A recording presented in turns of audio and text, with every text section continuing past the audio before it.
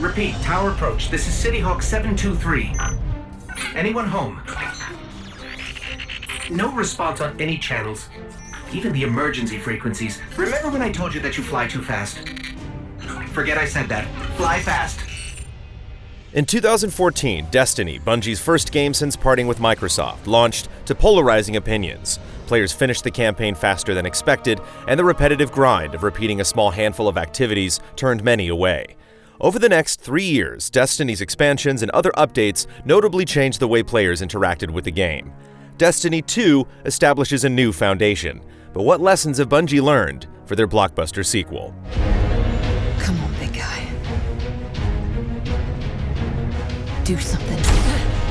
The story begins after Rise of Iron. Dominus Gall, a Cabal leader of the Red Legion, embarks on a path of destruction in order to steal the Traveler's Light for himself. It's a dire situation for the Guardians as faction leaders Zavala, Ikora, and Cayde 6 scatter to different planets in order to defeat the Warmonger. It's up to you to get the band back together again, and as you encounter each leader, you gain a little insight into their past. There are also a few side characters that inhabit each planet, such as Failsafe, a memorable AI with a split personality. The narrative is much more focused than the original, thanks in part to the removal of Grimoire cards, and now snippets of lore are attached directly to nearly every item.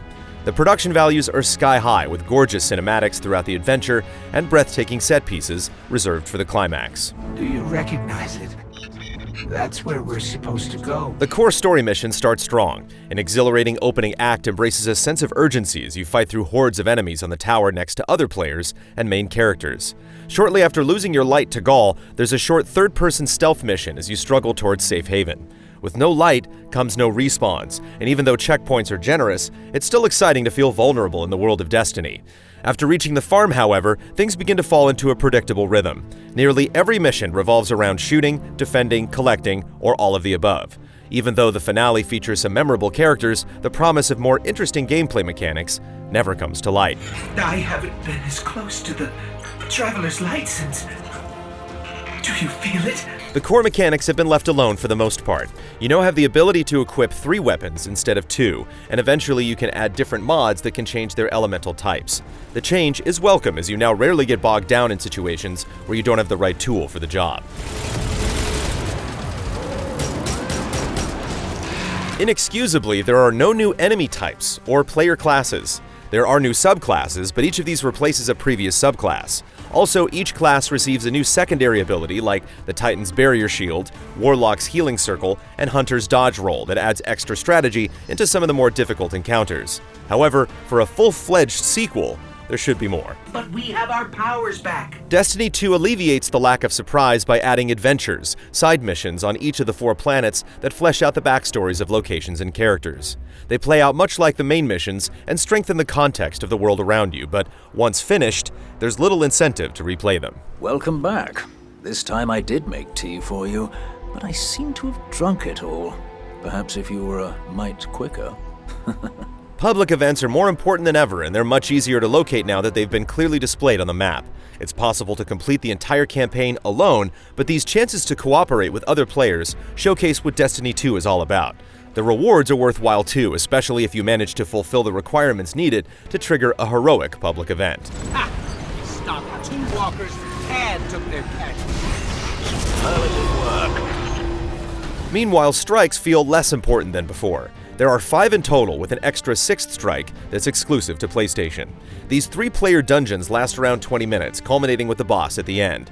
They feature light puzzle progression like standing on pressure plates, navigating laser fields, and minor platforming, but by the time you can join in, the rewards don't feel worth the struggle. That did it. Modular Mine is down. Thankfully, they're somewhat redeemed by the weekly Nightfall strikes. These net you more powerful loot and include rotating modifiers like time limits or elemental changes. It's in these moments that all the hard work to obtain better gear pays off, but being properly equipped is only half the battle. Communication and teamwork are crucial to surviving these tough challenges, and make it extremely rewarding when you're victorious. There he is. Rakazan is here. Try to grab his flame-turret blueprints after he's dead. For the most dedicated players, everything in Destiny 2 culminates with the Raid. 6 players team up to face an exhaustive set of powerful enemies and challenging puzzles that will test even the strongest Guardians. The Leviathan is beautiful, foreboding, mysterious, and massive, with tons of surprises and secrets we won't spoil. Plus, the upcoming guided games feature should make it easier for solo players by allowing them to join up with an established clan.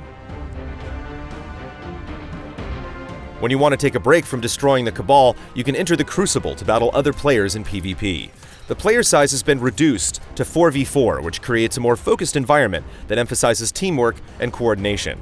There are 5 match types at launch, including standard team deathmatch and control modes. Countdown is new and requires the attacking team to destroy one of 2 points. Having 2 possible targets adds an extra layer of strategy to each map, as the defending team has to decide where to focus their resources. With the removal of random weapon perks, the Crucible doesn't suffer as much from overpowered equipment, and it's clear that Bungie is committed to balancing PvP as much as possible. That shut them down. Included in PvP is Trials of the Nine, a competition that takes place every weekend with a rotating map and mode. The goal is to win 7 matches before losing 3. After your first win, a new social space opens up where you'll be able to obtain more powerful gear at 1, 3, 5, and 7 wins. Trials aren't for the faint of heart. Well-organized teams will decimate those that wander in unprepared, and matches only get more intense as you progress. It's yet another thing to look forward to each week. All of these activities share one thing in common: loot. The constant promise of better gear and other rewards helps make even the small tedious moments consequential. When legendary and exotic equipment drops in the wild, it's always exciting, and the hunt for that perfect set of armor is extra motivation. Destiny 2 does a superb job of making new gear always feel obtainable, albeit just out of reach. The clan system has received a drastic overhaul and is now directly integrated into the game.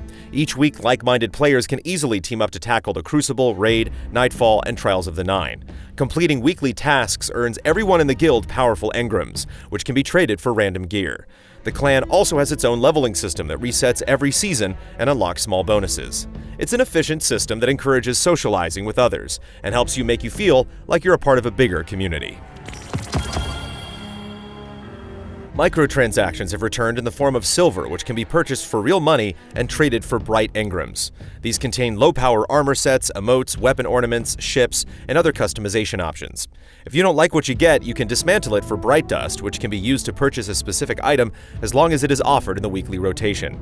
You can get free bright engrams every time you level up beyond level 20, but these naturally take a decent amount of time to obtain.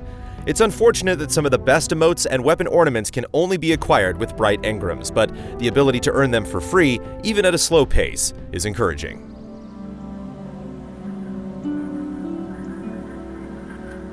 Destiny 2 is very similar to the original, which is both good and bad.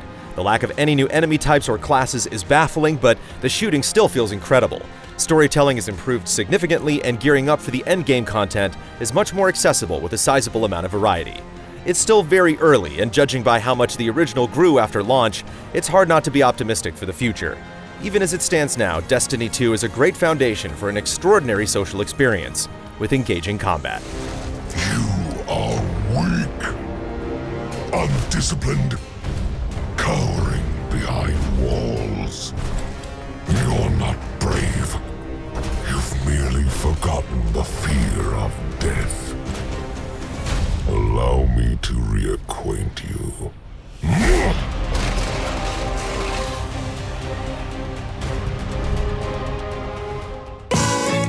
Easy Allies reviews are made possible by generous viewers just like you.